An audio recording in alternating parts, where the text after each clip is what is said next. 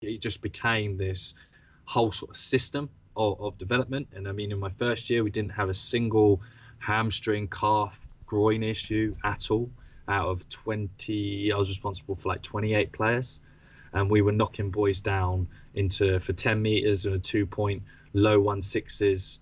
I had a 33-year-old run as the fastest time he had run, equal PB to what he ran 10 years before. Wow. And we were taking, I had all my guys in like running very, very fast, and guys getting close to 10 meters per second on GPS. And these are 100-kilo, 6-foot athletes. And yeah, rugby players. So they're all banged up a little bit as well. So that's kind of the story of Speedgate golf and closest to the pin. That was physical preparation coach Sam Portland speaking on the effectiveness of Speedgate golf on the reduction of injury and improving speed. You're listening to the Just Fly Performance Podcast.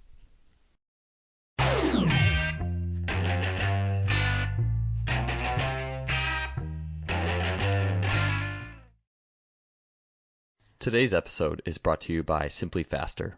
Simply Faster is an online athletic performance technology shop distributing items such as the Freelap timing system, GymAware, K-Box, 1080 Sprint, and the Speed Mat.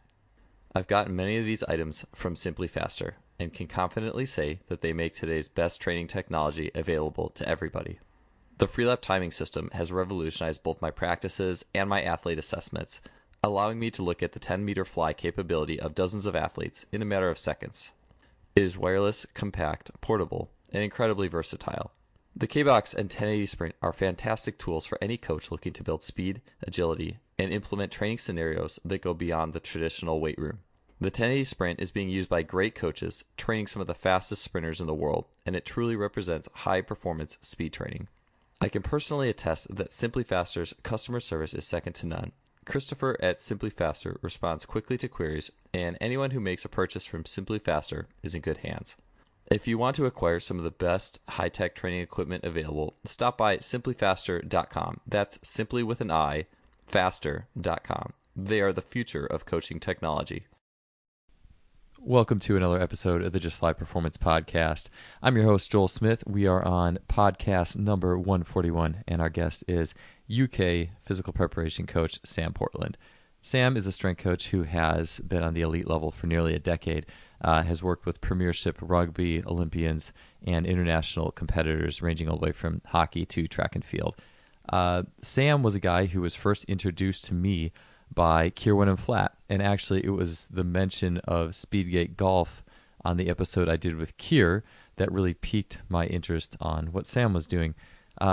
Funny, my memory is usually pretty sharp, but sometimes it can be a little scattered if I don't have information down pat the first time.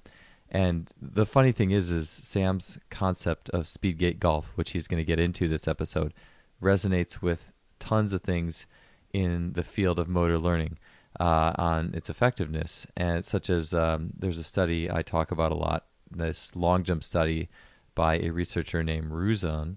And I believe it was in it was highlighted in a book on sports training by Thomas Kurz out of the 90s. And I first saw it in the book Easy Strength, but basically it was where there was two groups of long jumpers.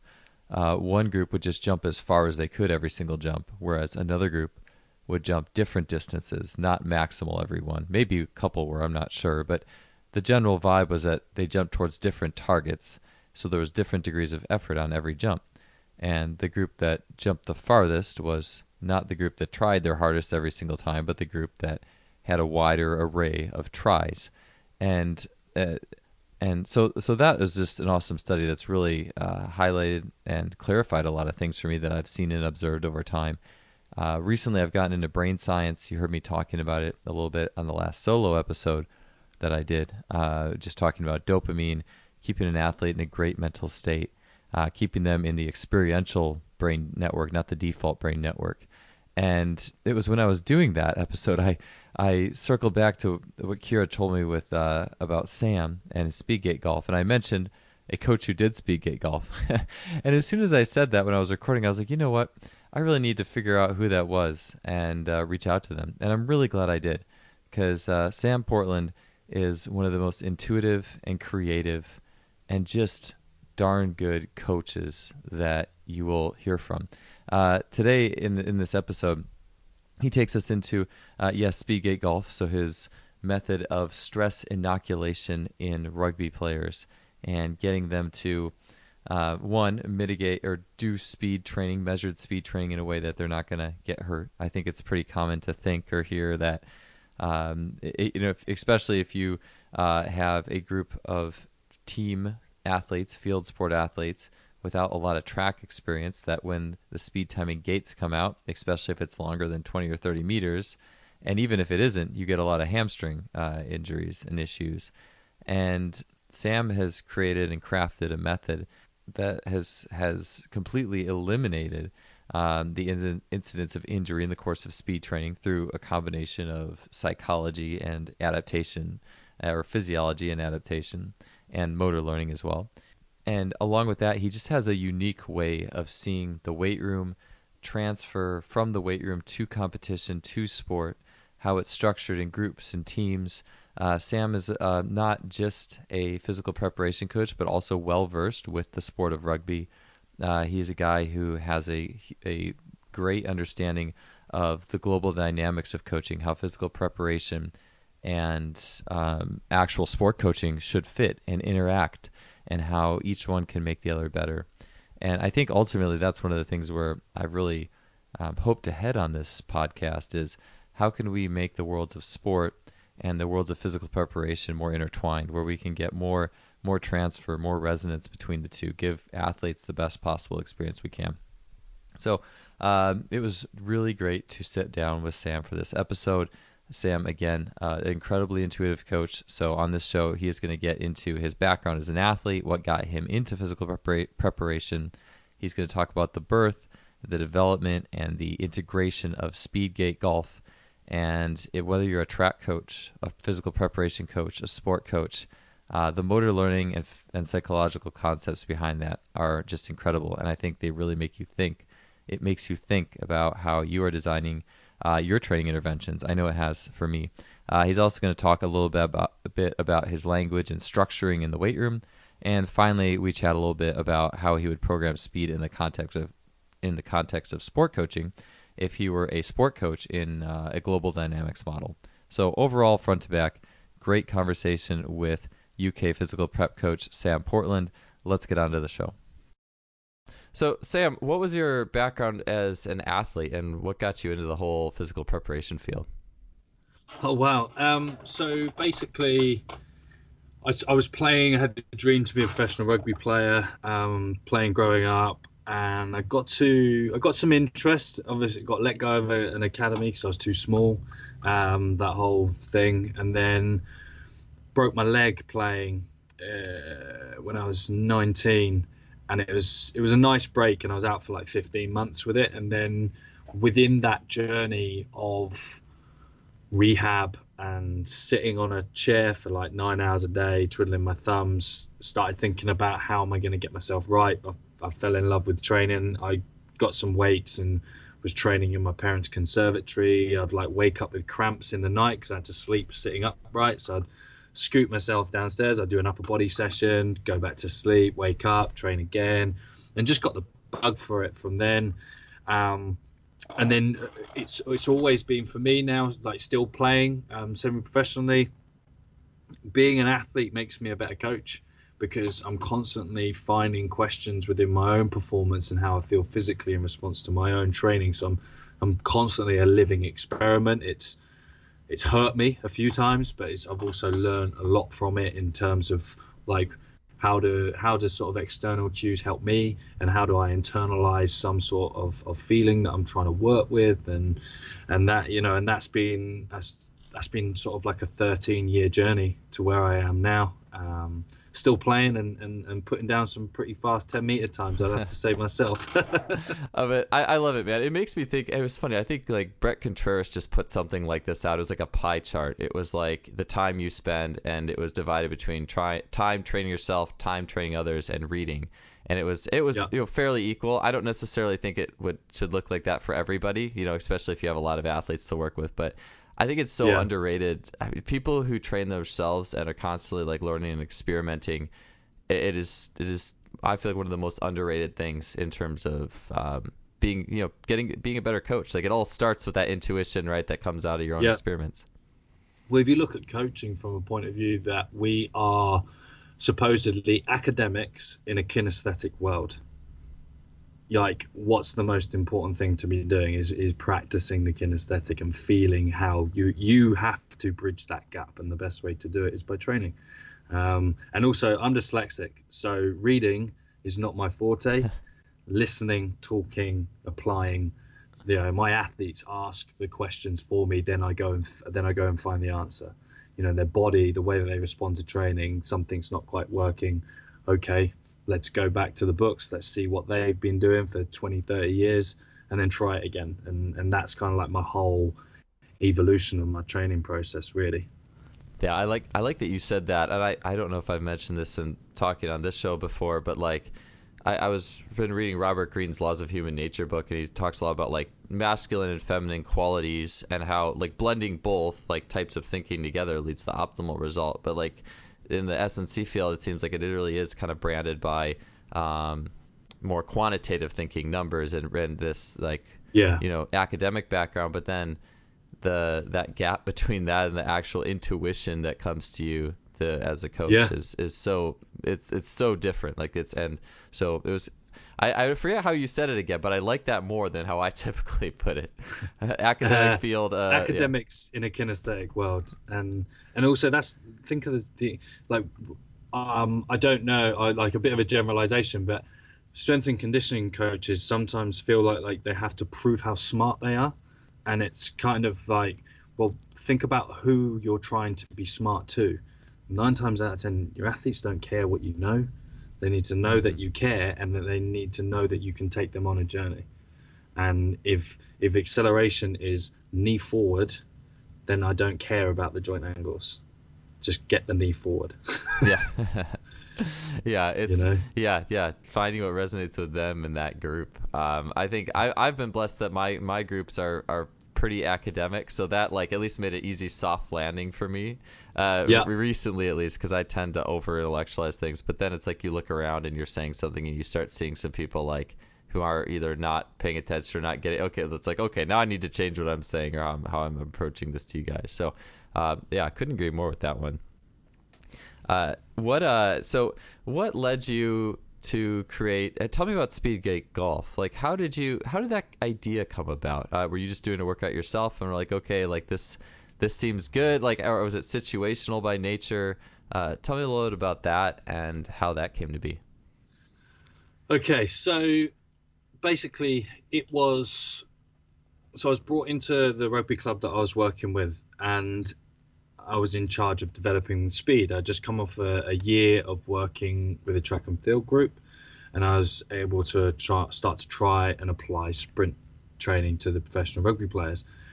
And within the track and field environment, like, you time a lot, you monitor through speed, and so it was a key goal for myself to get speed gates into the training environment as regularly as possible.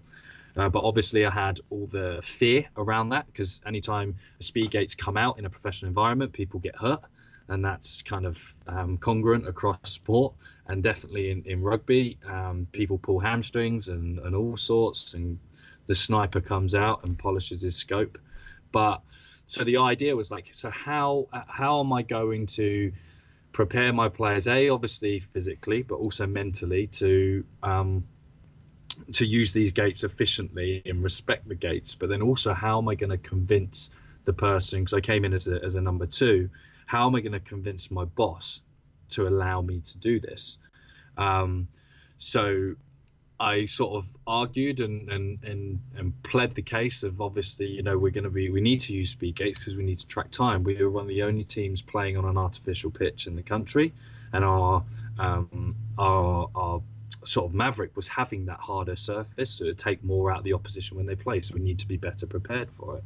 So basically, I started thinking about how we're just gonna sort of get the players aware that speed gates were out, and how are we going to sort of desensitize them to that level of stress. And this is where it kind of got into the psychological elements of it, is where we started treating it as a phobia, because speed gates come out, anxiety levels go through the roof, positive or negative. Physios shut their eyes, and everyone just hopes for the best. So the idea was that we started using something called like sensory desensitization. So what we would do is bring the gates out and put the gates on the side of the pitch, just in the bag. And when we first started with the speed work, I started all my players in trainers. It's very similar to what you would do when you're coming off of a winter training or into winter training with the track. You wouldn't be on the Mondo first, you'd be on the grass, getting accustomed to the surface. So we started them in the trainers, nice and relaxed, kept it all calm, gates on the side of the field. And then systematically, as we started to increase the complexity of work with all the drills, we did a lot of extensive drilling, sneaking in, because if you use plyometrics in sport, and you say that to a lot of coaches, people always think depth jumps. We were doing drills, so there's a lot of extensive plyos, working on that tendon robustness, and obviously complementing that with the work in the gym.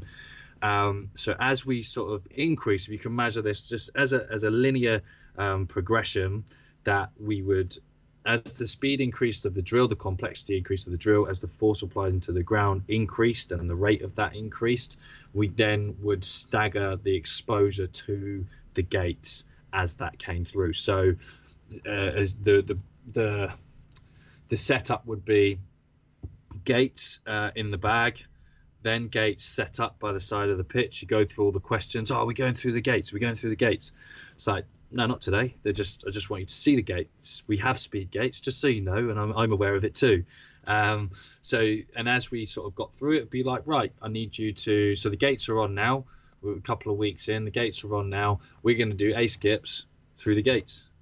We're going to do switch drills through the gates. We're going to do some dribbles, bound bleeds, still extensive qualities, and just started to get them to hear the beeps, hear the noise. So then they're not chasing a sound.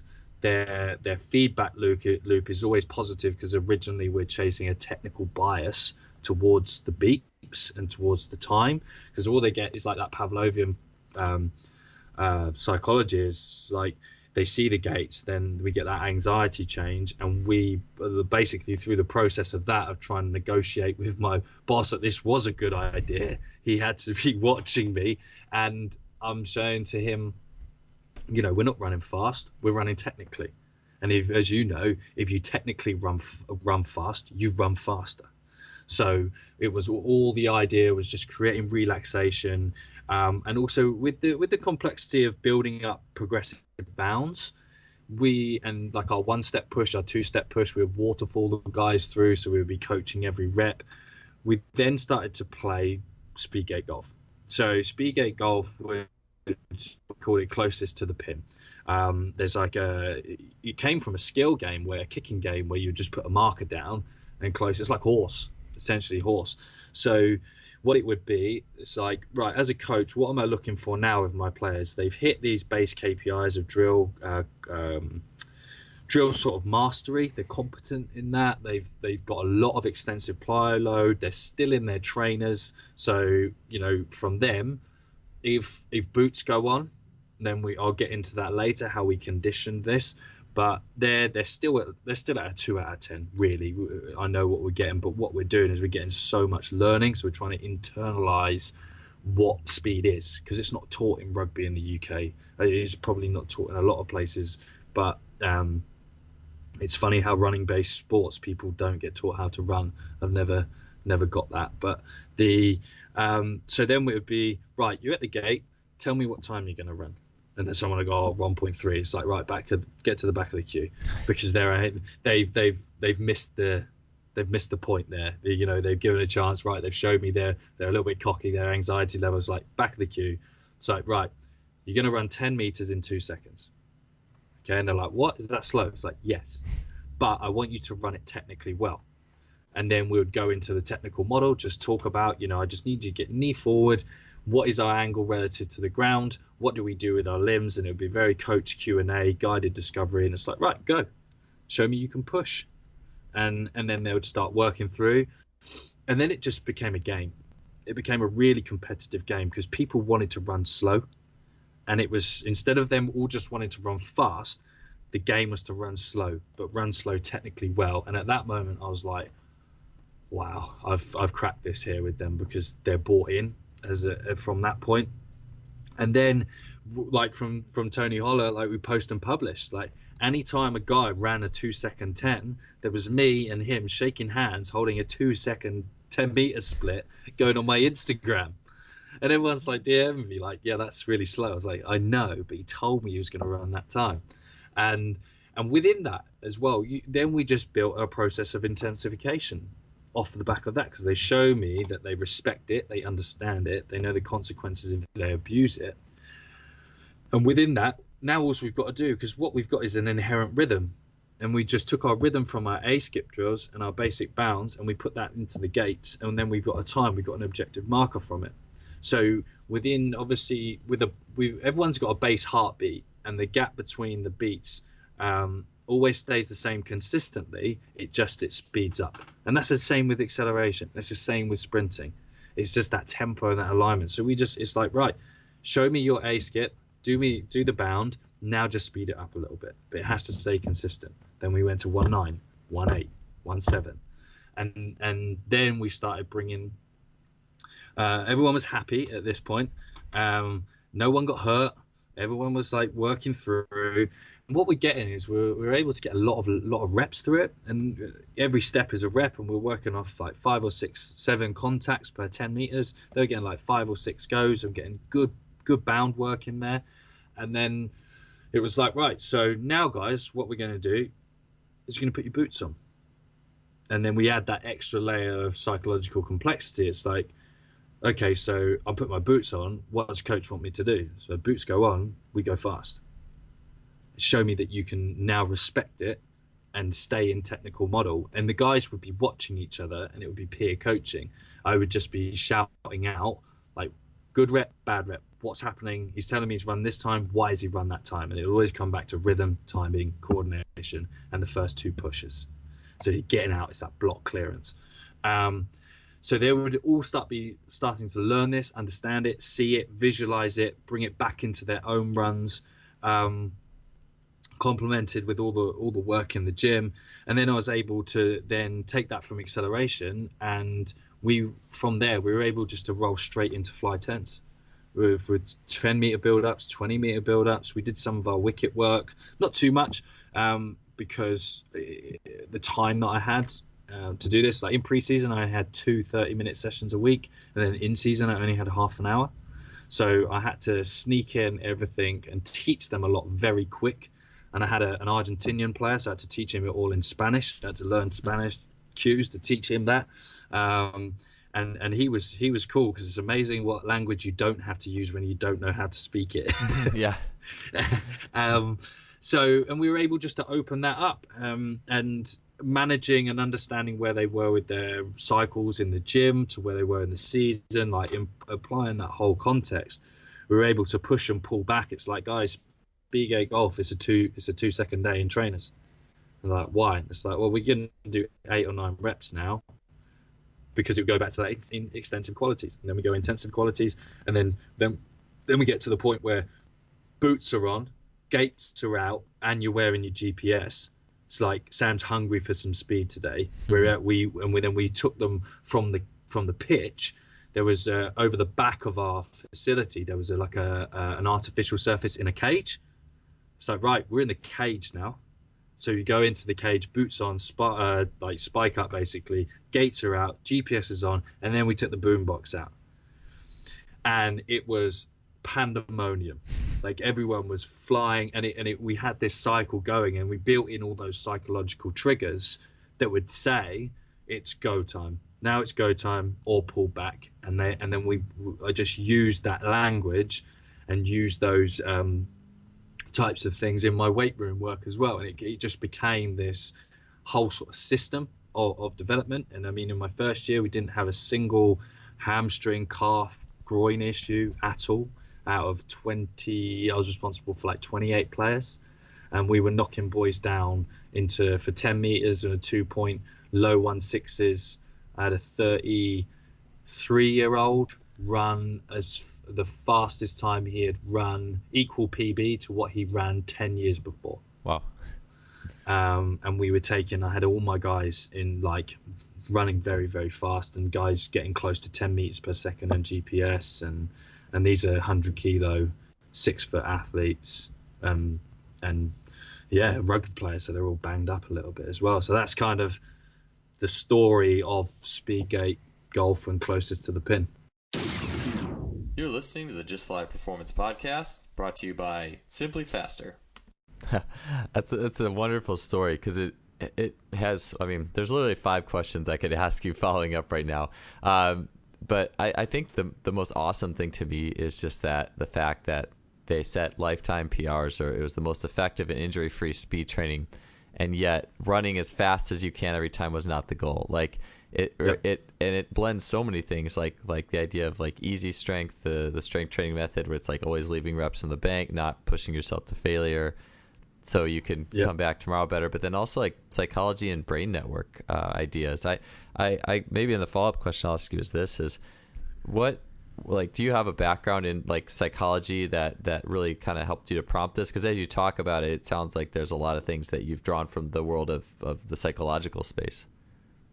I mean, not really. Like, if you were to meet me, I'm like as mad as they come, I'd say. But the idea is just being able to, what I had to think about was, how am I going to get these guys to where I need them to be and not put them at risk? And then that was my coaching question, and I found the answers. Like, my mum's a teacher. I actually started coaching when I was 13, and I used to help out with my dad coaching football and coaching rugby and bits and pieces like that. But it was kind of like just the questions. I need these guys to get better, and I need to make them safe. So let's come up with something where we just gradually intensify, make it a game, and then all the blanks just sort of fell into place. And also from me as a person still running through gates, and I respect them, and then how do I get other people to respect them? And then that's kind of the questions that I was asking. Yeah, the idea of just making like typical training a game, I think, is so powerful. I used to incorporate games a lot for my track and field athletes, just because I felt like it was so good for them just to warm up with 30 minutes of ultimate frisbee, or we'll play a game in the middle of the week instead of a typical training session. And it was awesome, but we always had that little like injury risk. Like, I had a high jumper roll his ankle once. I guess it's like, it's going to happen at some point. But like, I think about the one time I made a typical lift. And I was going to ask you about how your language has changed in the weight room here. But like, there was one time with my water polo team, I kind of did a special kind of day for them. Instead of training, they were like 10 minutes through, and then I kind of like surprised them, like, and said, everybody up, back up to this area. We're going to do a game today. Like, and it was a big kind of adventure with different physical challenges throughout the gymnasium, and it was like a treasure hunt almost, if you will. And one of the stations was, the bar is only loaded with 60 kilos, and there was a tendo on it, and you have to clean it and hit exactly 225. It's someone in your group. and there was, I just remember distinctly, there was one guy who probably did like 40 cleans with that thing to try to get it, like not in a row, but like another guy would go, then he would go and do it again or whatever. And his max was well beyond that. But I remember the next day, he walked in and the Vertec was up, and he went to jump and touch it, and I think he jumped about the highest he ever had. And I was just thinking something to do with like, it's whatever he did it was all about quality. It was all about fun. It was explosive, but there wasn't that extra like forebrain psychological like grindiness to it, and I just think that's a beautiful thing. Like, and any context that's happening where it's like a typical, there's almost like this gamification, if you will, of a typical training construct. I just think there's so much good out of that. Yeah, and 100%. And I'm a big fan and a big believer of just talking to athletes like people as well. And we, out like right at the beginning, it's like, guys, the gates are out, they're coming out, we're going to use them, but this is the XYZ of it, and that is it. You're all grown-ups, so be grown-ups. And then the fun like commenced from there, and you put them in that forebrain, get them straight back out of it as quick as you can. Yeah. You know, like see it for what it is, and just have fun. And then as we get through the golf, they're like, you know, why are we doing this? What are we doing this? And they see things happen. And it's like, lads, this has all been the plan. This has all been the plan. And look at what you're doing now. And then you see the penny drop like 2 or 3 months later, and they're like, wow, you know, it is cool. It is cool because we would then start bringing the gates out into pre-warm-ups before rugby sessions. And they would come out, and the looks I got from the technical coaches there is like, he's got speed gates out in the warm-up. It's like, yeah, I haven't. You've only got 6 minutes. Yeah, I've got 6 minutes, but my guys knew their warm-up, and they were out 15 minutes before the session doing their speed warm-up. So as soon as they came to me, they were ready to go because they got it. Yeah. You know, and bringing that game straight into pre-training with context and intent, they trained better. Yeah, and I feel like it just could filter over to literally almost everything in the game itself as well. And even like, this is just a thought I was having too, like, you know, coaches, I mean, we're often reluctant, and for good reason, to do an actual like 40-yard or 60-meter, 30-yard or 10-yard fly test when athletes just report back to camp. Like, it would be silly because people would pull hamstrings, right? But then if you'd watch them play, they probably are doing a flying 10-yard sprint in the course of practice at some point without having a ton of preparation. And yes, the injury risk is certainly higher at that point, but not nearly as high as if you took the gates out. And for sure. Just like that's that anxiety to it, though, isn't it? And that arousal.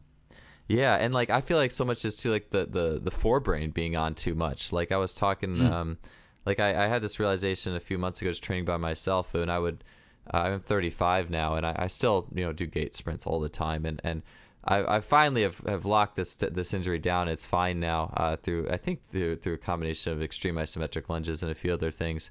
But I used to, my right groin used to light up all the time when I would sprint, like when I would do acceleration, like running a 30-meter dash or a 40-yard dash. And I found that when there's David Weck, who's been on this show, has these little pulsars, these little weights you hold in your hand. They're like 8 ounces or 10 ounces, and they shake. And if I ran with those, my groin would never pull. Like, it wouldn't hurt. And it was almost because when I ran with the pulsars, I ran to the rhythm of them. It like is this feedback loop that keeps you from thinking too much. But then I'd take them, I would drop them, and I would sprint. And then there would, like, it wouldn't pull it, but it would hurt. I was like, oh man, like it was almost just like too much mind, you know, and you're not letting the body, you know, pick and choose the rhythm anymore. And I just think that it is so interesting how your strategy to mitigate the overthinking process is it's really good stuff, Sam. Thank you. I appreciate it. Like, the boys, you know, I have to give credit to the boys that I was working with. They're a tremendous group as well. And I felt like we got the best out of them because they believed in it. And I was honest with them. I was like, I want you to run fast times, but we've got to pave the way there. And like with the max velocity stuff and how we prepared them to do these fly efforts was straight out of like the old Verkhoshansky books, the long accelerations. So it's like, I need you to take what you would get to in your flat out 10 and get there in 50 meters.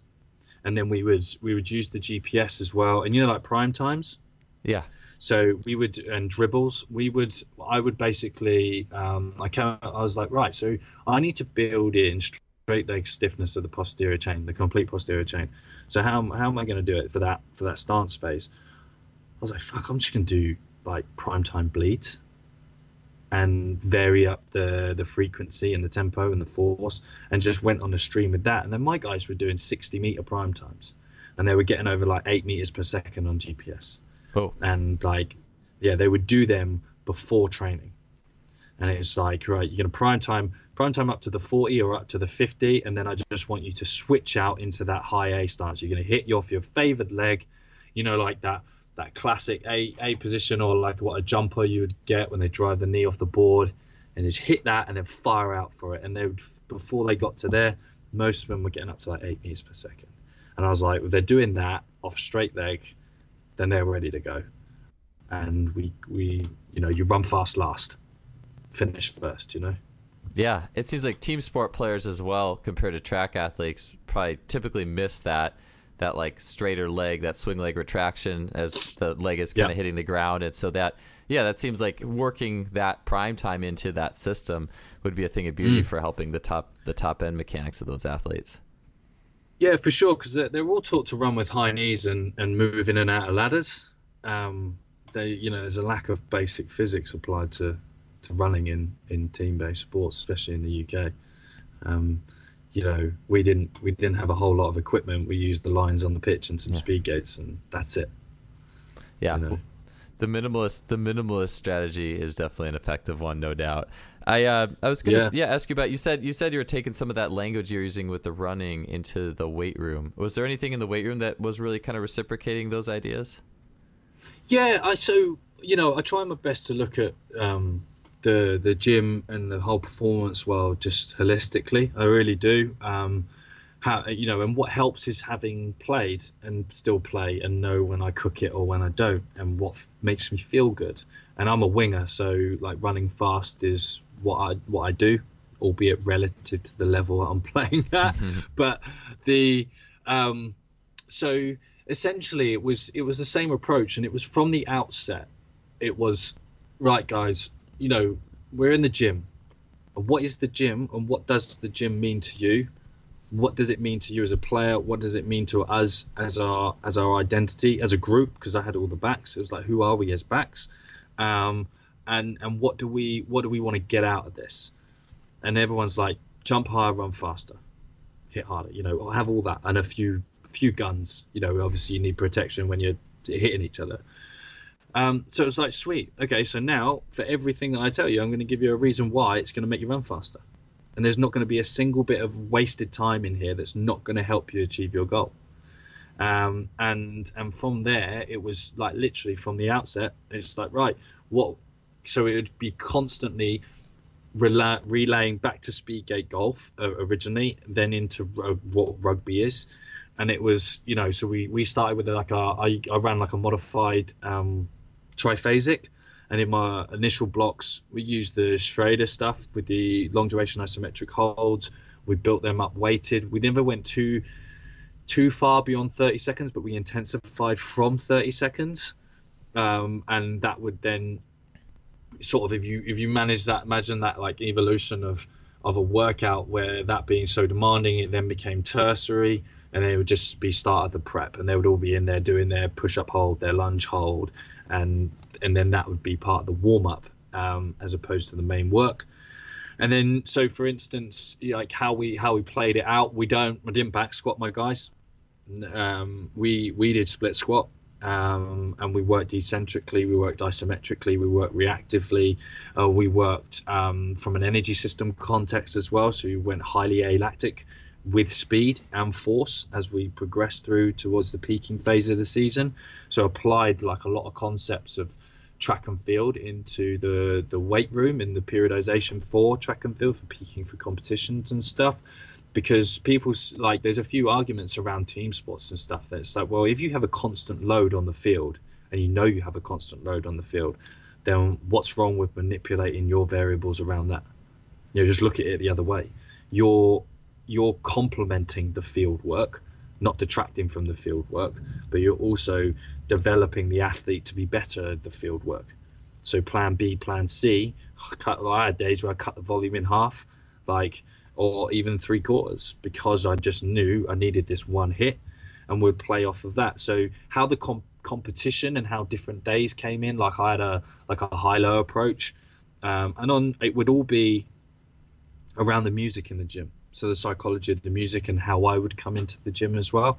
I'm not a big hype guy. I'm a fan of my players. Like any player I work with, I'm a massive fan of them. I could work with 3 different players from 3 different teams, and I'd love them all the same, because it's all about them as the person. So I would pick the guy that would probably, like, for the day that I needed the type of music from his personality, and the room would mirror his personality then. We'd always meditate in the morning, so we'd always have that, and I would gauge my day off of that as well, how restless they are, and feed the cats type stuff. Path when we were out in the World Athletics Centre, like if they're chatty, then we go, and if they're not, But when my guys are on the floor, and we used to do up to 5 minutes of meditative breathing in pure quiet. If at 5 minutes and I've got 3 of them asleep, I'm doing something different. In response to the game. But I digress. My brain goes on different stories, but how we got from the game, making the weight room a game, first block, okay, you're gonna lift heavy, we're gonna get it heavy. Now I care about the numbers that you lift. After the first 4 weeks, I didn't give a fuck. I don't know if I can swear on it, but I didn't care how heavy they were, and I told them that. We didn't have any velocity based measures or anything like that. We had like, Hank, use your eyes. We've been doing VBT for years. We just watch the bar. If it's faster than it's slower, there you go. But then what we would do is I've done it for quite a while, because I had this disconnect for ages and thinking of how, so what is training? And James Smith said this to me when I was very fortunate. My first 2 weeks of ever observing an S&C coach was James Smith. And he said to me on the first few days, it was like, when you start looking at training as an organism in response to oxygen, then you're going to go a long way. And so you had this disconnect. It's like the gym isn't energy system work. No, the gym is exactly energy system work, not like as it is on the field, as it is. So we'd stimulate the alactic system, and this is where we'd have competitions. This was fucking cool. Sorry. So we would have, how many racks was it? There was 6 racks in the gym, okay? And every rack was a team. And when we got to our peaking stage, I would stand on a plyo box in the middle of the gym with a whistle in my hand, and everyone would put 40 kilos on the bar. They were all roughly like the same. So for instance, for a split squat, I had guys moving the bar fast with 150 kilos split squat for 5 reps. So that's the type of strength that they were. So what's that, close to 300 pounds? Yeah. So they were doing that, and then obviously we progressed through specificity of range. So we went from knee touching the ground to just get in and get out, how you feel fit relative to your own limb lengths.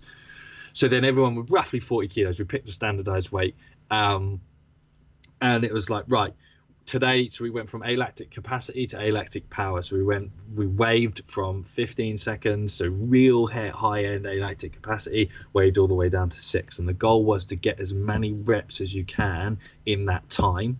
There was a qualification round. So if you're in round 1 in the rack, top 3 went through to the next round. Others went into the playoff. So you progressed through the system.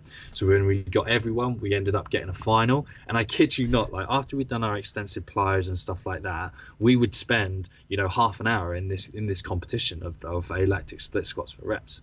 And the boys, it was incredible. Like the music bumping.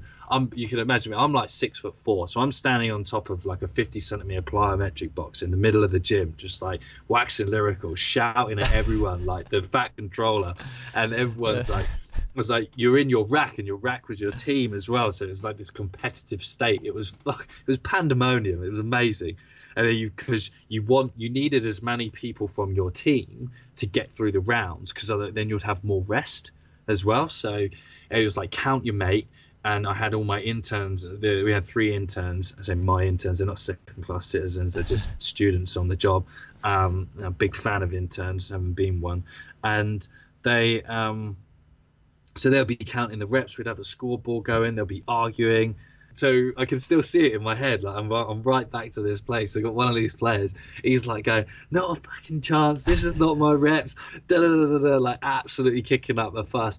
And and then we'd have this whole competition, and they knew when I was like, it's time day today. They knew it was on. It was the same as boots, gates, GPS, and we had built that whole psychological continuum from eccentric, slow eccentrics, and isometrics for relaxed state to then ramping the arousal all the way through the periodization of the weight room program that mimicked and replicated the work outside. And it was slightly offset, say about 10 to 12 days in the gym, because I wanted to demonstrate. Now in track you'd probably do it the other way around, but I wanted to demonstrate with the team sport athletes, is like Now we've been working on reactive drop work in the gym. It's like, right, well, I need you to learn that relaxation in your acceleration pushing.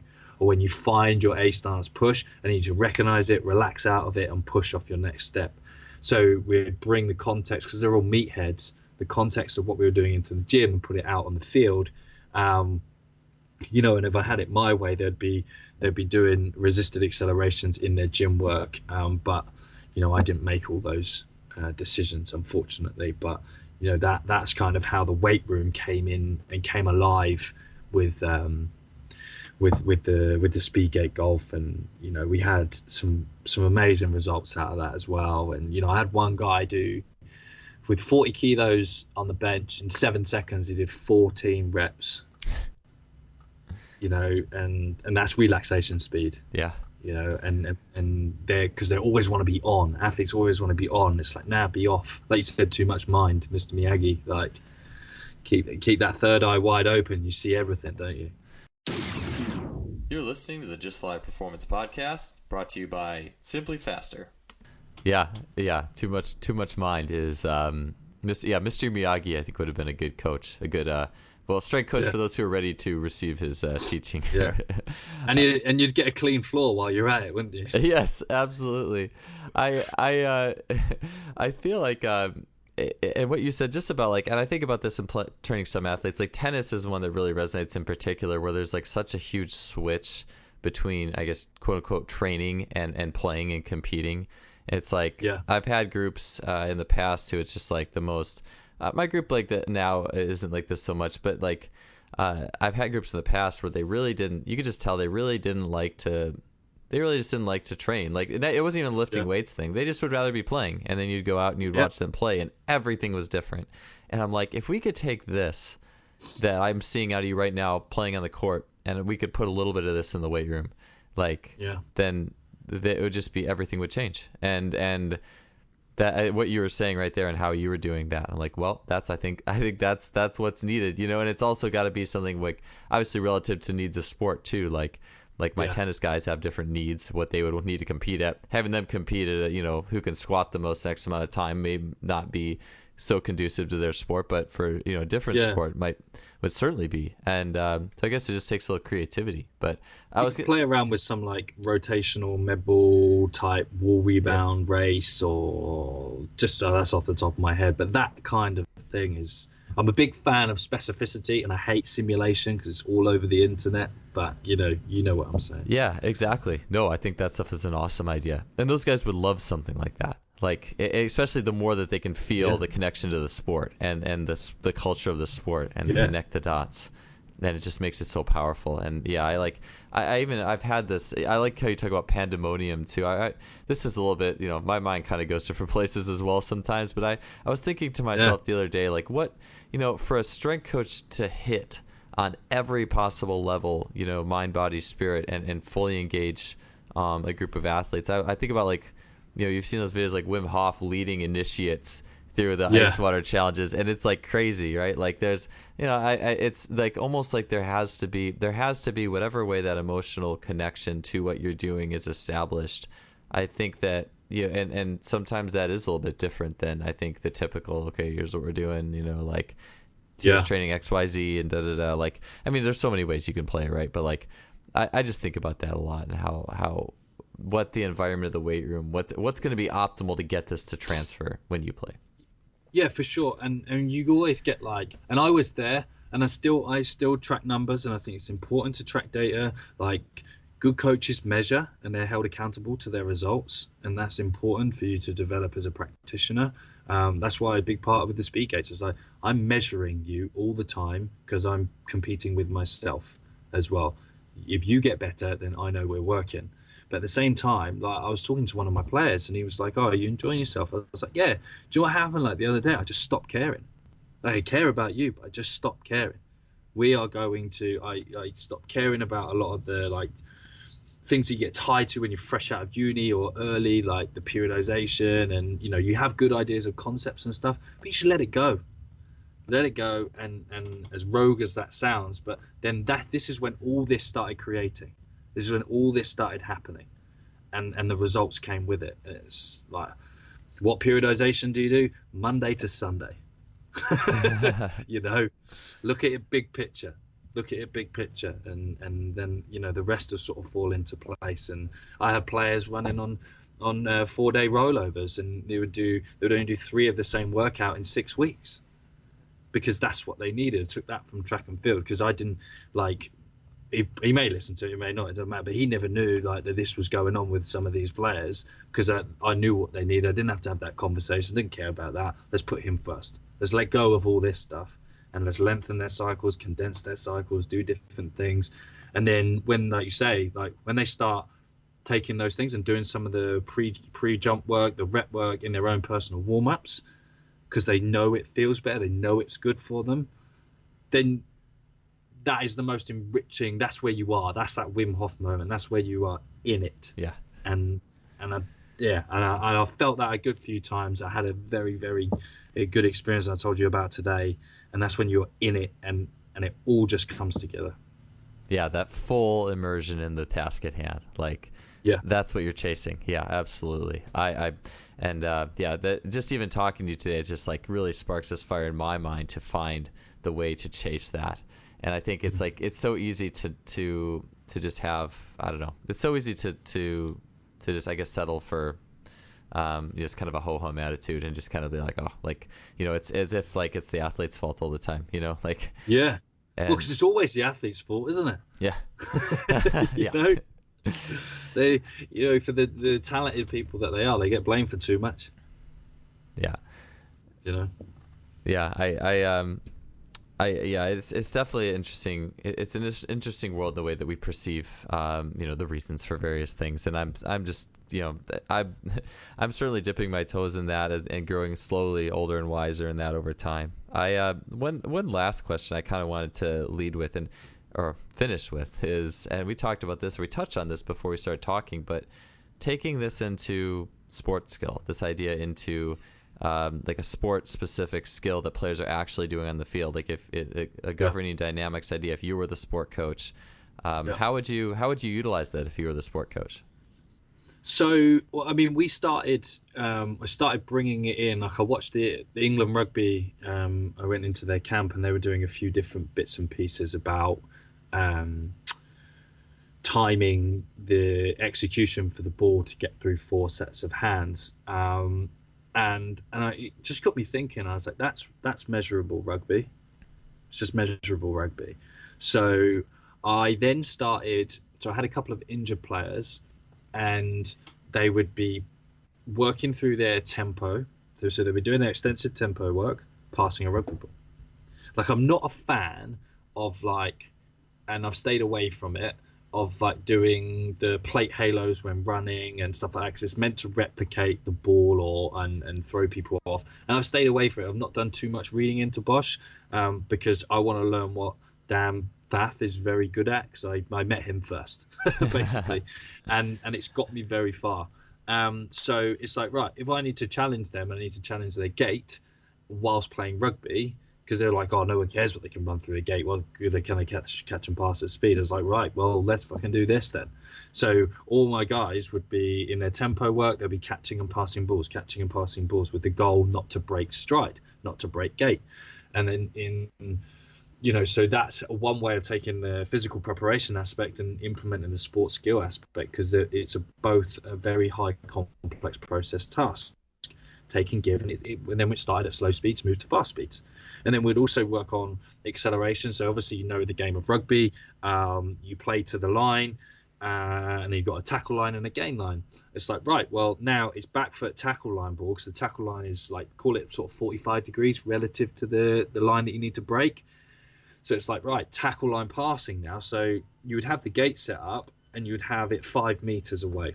So you'd have them running in pairs, and you would have a 5 meter channel, and I'd be like, go, and I'd throw them a ball. They'd have to break the gate, and there would be a blockade, or even a person. Sometimes you did a person, I felt like someone's going to get seriously injured, but they had a person in front of them, and they'd have to get that ball. So just about to get man a ball and get it away, and the other guy had to get through. So his timing, his perception of a line bust that he was running was measured, and their coupled skill action was measured. So then you'd have guys going through 5 meters and it all got, again, very competitive. But it was bringing acceleration, what we had done in a general sense, even like a time gate speed is still very general to the game of sport. But we were bringing that into practice. And then we would also do, it's like, right, I need you to pick an overs line. So an overs line would be, and we'd pre-plan it, so it was still learning, so it was measured in time. But I know overs line would be someone would run a hard line in and then they'd bounce out. The idea is to get on the outside of the defender. The same situation, it would be like, right, close your eyes, go, open their eyes, ball in their hand. He's got to, from a static start, punch as hard as he can. The guy's got to set his time off, and then he's got to get through the second gate. And then that became competitive. And then we got all the players doing it with the basic four passes down the line in 10 meters. You have to get through. The ball has to get to the last guy before he gets through. And then we would look at using our line drills for acceleration work. So the first guy, if you're always first, it's important to be first and first on the ball. We set you up. We set your stride pattern up. So it's boom, boom, boom, get out. You can't release until you get out. So you've created maximal momentum, and then you've got to deliver a high skill execution and then move the ball down the line, and everyone has to react to that. So that's kind of how I brought speed into the skill learning environment, because everyone knows there's like in the rugby, like you put the fast guy that can't tackle and can't catch on the wing and just hope that no one goes near him or hope someone gives him the ball. And that was me. And I catch half the balls now. But the idea of bringing that in and bringing that into the game with intent and having that actionable focus and taking them out of forebrain, but putting them back into it, taking them back out of it, and then creating a game.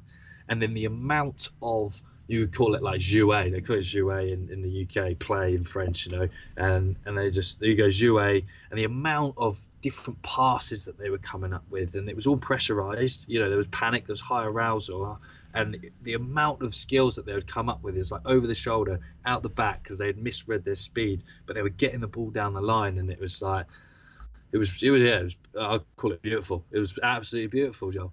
That was kind of bridging that gap again. Yeah, I think it is maybe a motor learning. I don't know if it's a Franz Bosch term or not, but like the applying different contexts to the game, and that with the timing gates, what a different context, and how does that?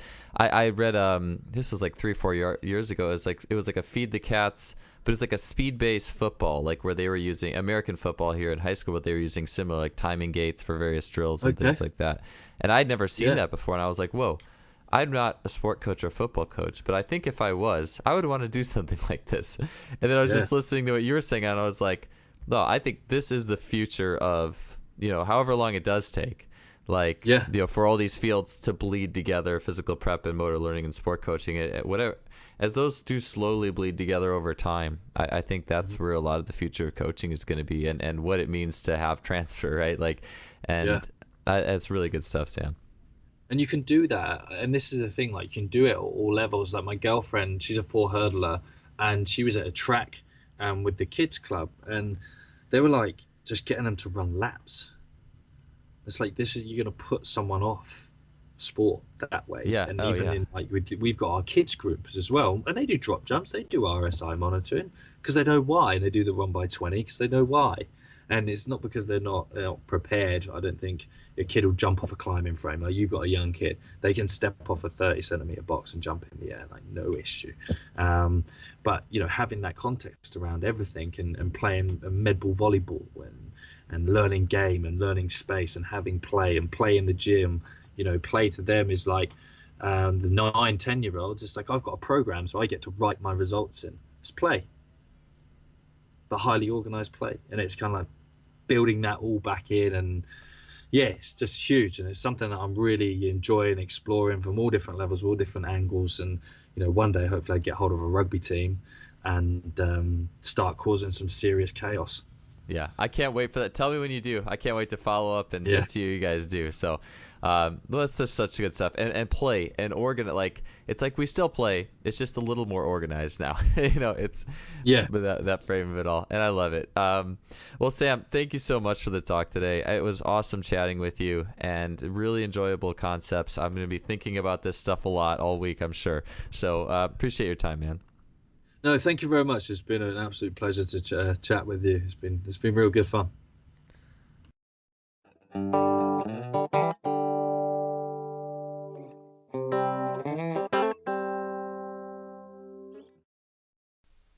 Thanks for tuning in for another show. That does it for this week, and it was really great talking with Sam. I just love talking with coaches who see the game from different angles and different angles that I'm not aware of, and it just really makes us all better. And I think there was so much gold in that episode. So it was one that I really enjoyed going back through, trying to make the notes for the exact implementation and integration of the Speedgate golf system. And it's something that's just applicable to so many areas of our field, whether you're a jumps coach, a rugby coach, a football coach, a track coach. I think there was something for everybody in that show. And thanks again to Sam for being on. Please visit our sponsor, simplyfaster.com, suppliers of high-end training technology. If you enjoyed the podcast episode, you're enjoying the series, definitely don't hesitate. Leave us a rating or review. It would really help us out in spreading the word on this show and the many great guests and what they have to offer to those who are seeking information in the sports performance sector, athletic training, this whole thing we call sports performance, I guess, if you could define it. So we would really appreciate that. Last but not least, before I get off the line, check out my new book, Speed Strength. It is for sale on justflysports.com right now. You can also get it on Amazon if you are international. If you're in the U.S., head over to Just Fly Sports. It's been highly reviewed by many of the best across various disciplines of the field, and I think it has a ton of unique information you're not going to find anywhere else, not on the website or even on this podcast. So see what's in the book. I think you will really enjoy it, and it was a tremendous experience writing it. Okay, that does it. We'll see you guys next week. Have a good one.